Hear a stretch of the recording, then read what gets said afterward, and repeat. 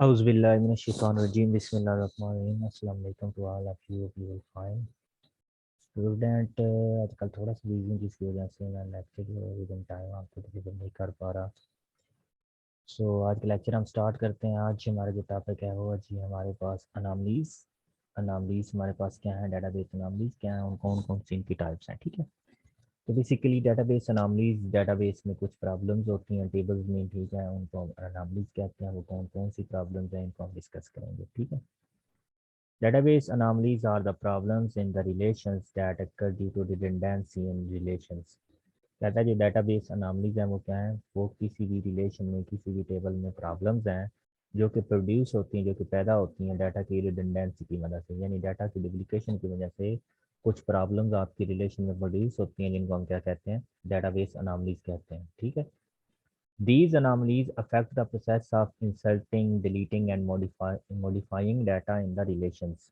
कहते ये जो नामजी हैं इनसे क्या हमारे पास नुकसान क्या है कि ये जो हमने डाटा इंसर्ट करना होता है, डिलीट करना होता है, मॉडिफाई करना होता है, वो हमें नहीं करने देते अच्छे तरीके से। ठीक है, यानी अगर अनामलीज हों तो हमारा जो डाटा को इंसर्ट करने का प्रोसेस है, डिलीट करने का या अपडेट करने का प्रोसेस है, उसमें रुकावट आती है। Some important data may be lost if a relation is updated that contains database anomalies। वो कहता है कुछ अहम हमारा जो डाटा होता है वो ज़ाया हो जाता है अगर हम ऐसे टेबल को अपडेट करें जिनमें डाटाबेस अनामलीज हैं, या ऐसे टेबल्स को टेबल में डाटा इंसर्ट करें, डिलीट करें जिसमें डाटाबेस अनामलीज मौजूद हैं। It is important to remove these anomalies in order to perform different processing on the relation without any problem। कहता है ये बहुत ज़रूरी है कि हम इन अनामलीज को ख़त्म कर लें किसी भी डाटा पर।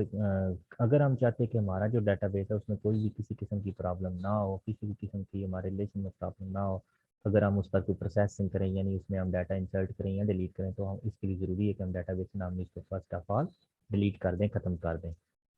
ठीक है, पहले हम डाटाबेस अनामलीज देखेंगे ये है कौन कौन सी, फिर हम इसकी डिलीशन या अपडेशन किस तरह हम इसको अपडेट वगैरह कर सकते हैं वो हम देखेंगे। ठीक है, ओके।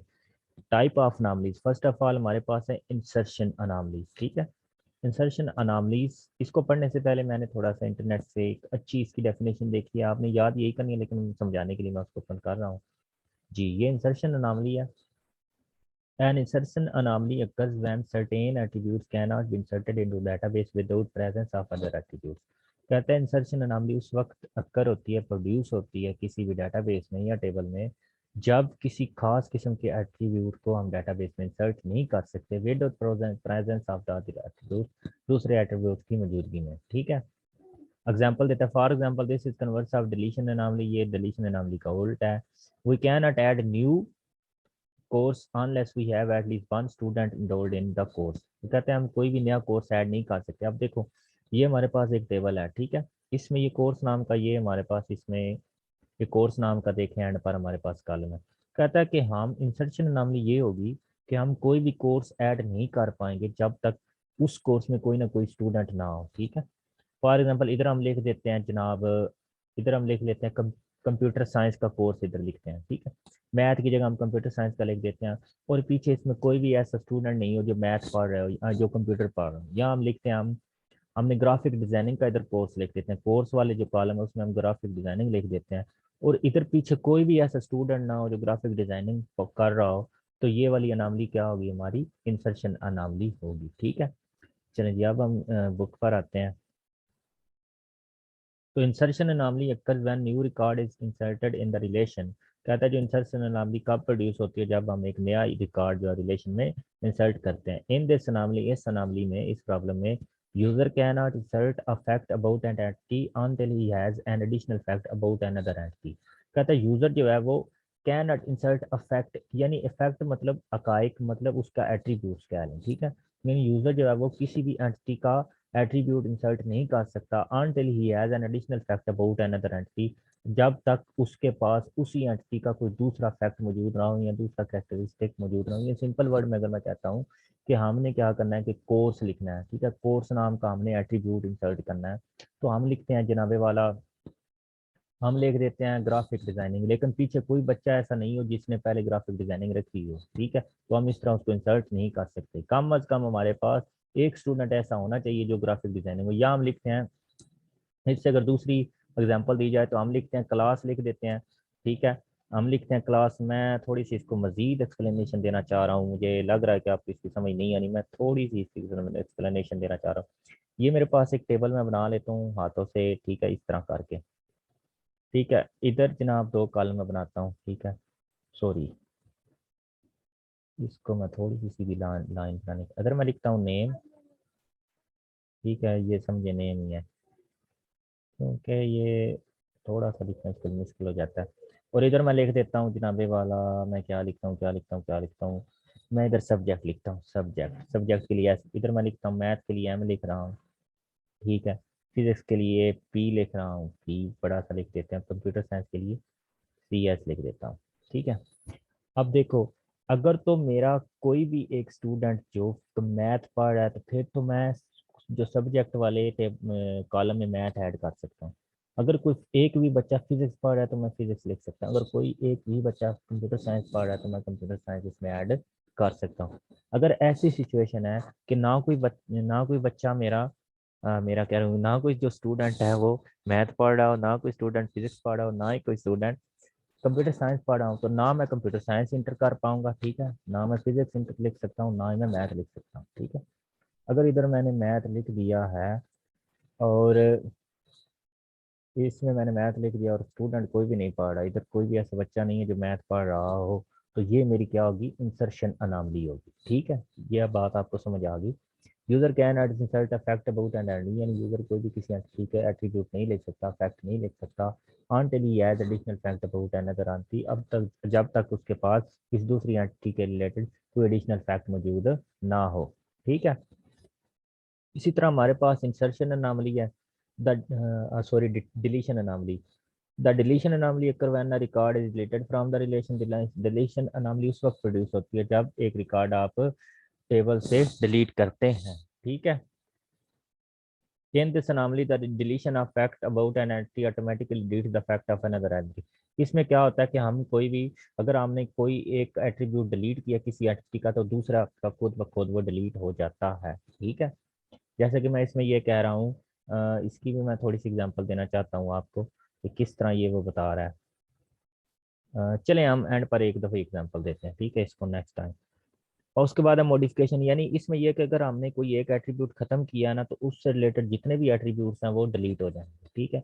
यानी फॉर एग्जांपल मैंने कोई सब्जेक्ट फिजिक्स था, तो मैंने फिजिक्स डिलीट किया है, तो जो जो बच्चे फिजिक्स पढ़ रहे थे वो सारे डिलीट हो जाएंगे, सिंपल वर्ड्स में। Okay, modification anomaly. The modification anomaly occurs when the record is updated in the relation, यानी जब आप रिकॉर्ड अपडेट करते हैं तो मॉडिफिकेशन अनामली occur हो सकती है।